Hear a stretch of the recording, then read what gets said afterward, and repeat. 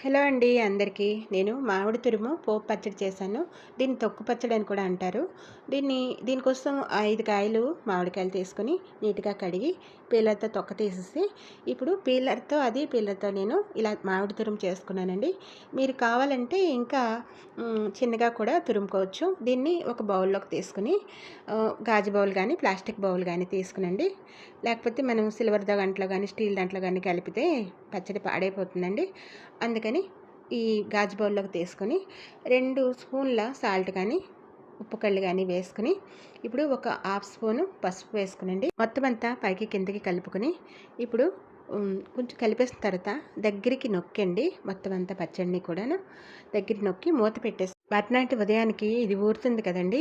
అప్పుడు ఒక బౌల్ తీసుకుని ఆ బౌల్లోకి ఈ మామిడి తురుమునంతా కూడా వేసుకుని, ఇందులోకి ఒక అర్ధపావు కారం అంటే అండి 100 గ్రాములు కానీ అర్ధపావు కానీ వేసుకుని